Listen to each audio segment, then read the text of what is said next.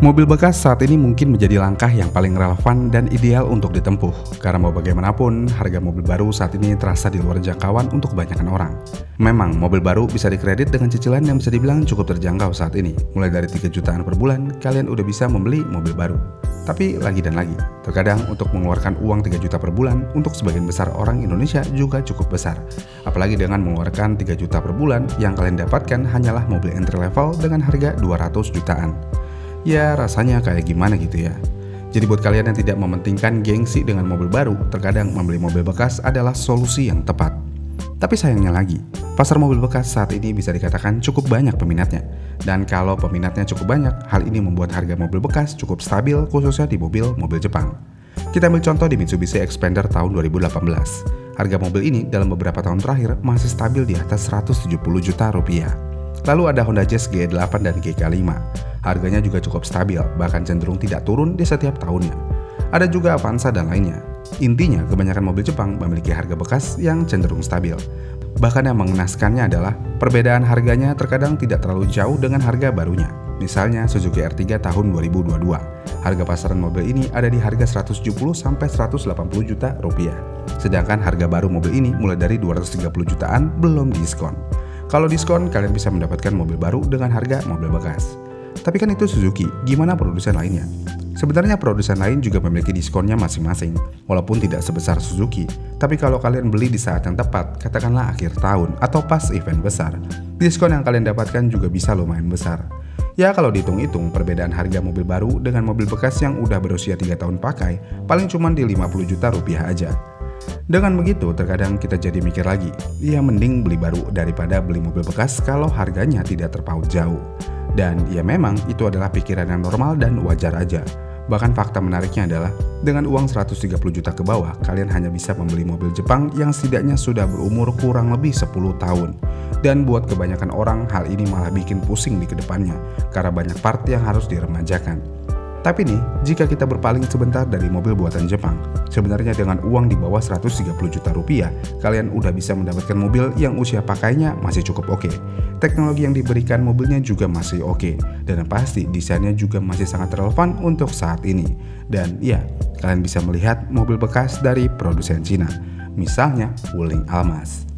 Mobil ini saat ini memiliki harga pasaran cuma di 130-135 jutaan aja untuk tahun 2019. Yang bikin menarik di sini adalah dengan uang segitu kalian sudah bisa mendapatkan mobil bertransmisi matic. Umurnya baru 6 tahun pakai sampai tahun 2025 ini. Dan yang pasti sudah menggunakan panoramic sunroof. Kasarnya nih, dengan budget segitu, kalau kalian suka selfie di dalam mobil kayak ABG, kalian bisa terlihat naik mobil mahal sekelas Toyota Harrier.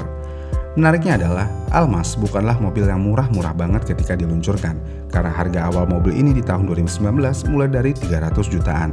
Jadi ya, kalian mendapatkan value yang lebih di sini. Kemudian selain Almas, ada Cortez tahun 2019 yang memiliki harga mulai dari 113 juta rupiah untuk tipe terendah dan 125 jutaan untuk tipe tertingginya. Ya, lagi dan lagi, dengan harga di bawah 125 juta rupiah, kalian bisa mendapatkan mobil yang umurnya baru 6 tahun dan yang pasti udah menggunakan transmisi matic. Mesinnya juga bisa dibilang ya udah cukup modern, dan lagi-lagi kalian sudah dimanjakan dengan sunroof. Mobil Jepang mana yang memiliki usia baru 6 tahun dan dengan harga di bawah 130 juta udah memberikan sunroof? Jawabannya ya nggak ada, kecuali mobil tersebut hasil modifikasi. Kemudian ada DFSK Glory 560 tahun 2020 yang harganya saat ini cuma ada di harga 110 juta aja.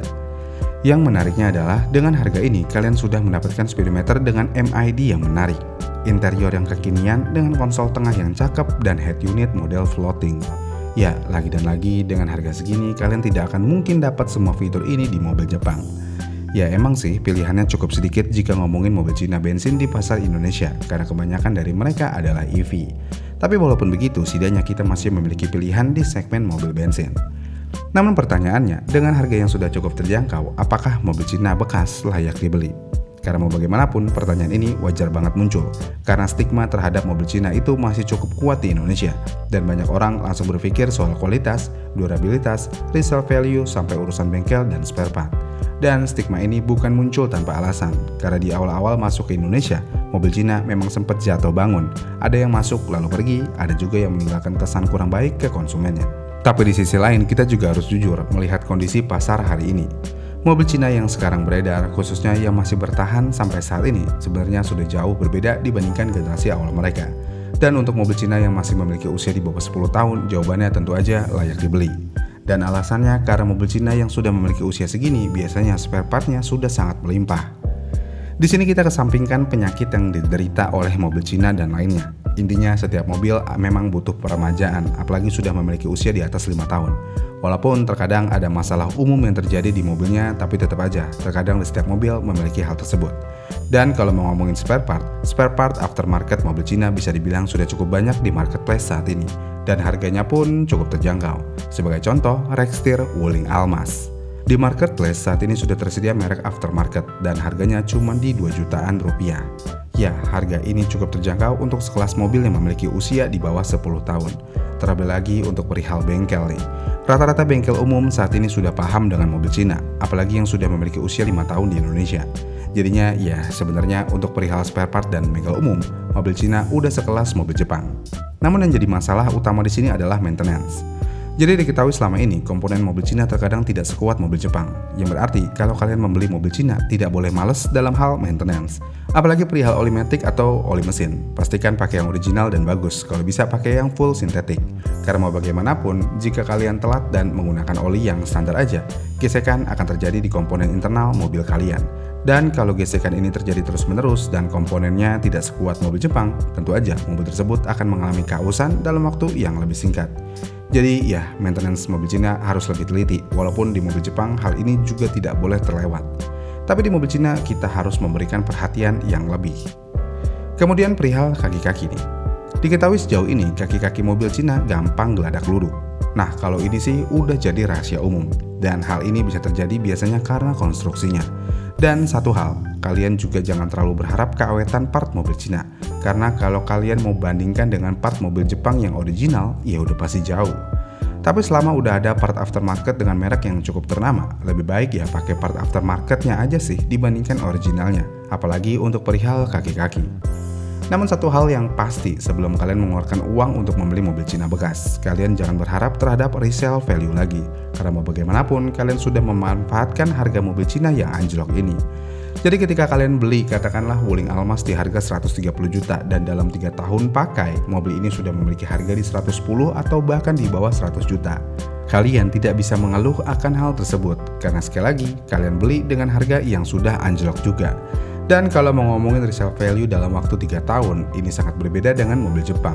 Karena kebanyakan mobil Jepang biasanya depresiasi harganya kurang dari 10% dalam waktu 3 tahun di segmen mobil bekasnya. Sedangkan mobil Cina akan terus mengalami longsor harga setiap tahunnya. Jadi ya buat kalian yang masih memiliki resale value lagi, ya lebih baik hindari mobil Cina bekas. Tapi ya ngapain mikirin resale value lagi selama dengan harga 130 juta ke bawah saat ini kalian sudah dimanjakan dengan panoramic sunroof, interior yang lebih baik dari mobil Jepang di harga yang sama, desain yang masih menarik dan lainnya. Ya mendingan skip pemikiran kayak gitu dan pinang aja mobil Cina. Karena pada akhirnya mobil Cina akan terasa value for money jika dibandingkan mobil Jepang di rentang harga yang sama. Iya kan? Gimana nih menurut kalian? Layak nggak dibeli mobil Cina yang udah murah ini? Komen di kolom komentar di bawah ya, dan sampai jumpa di video selanjutnya.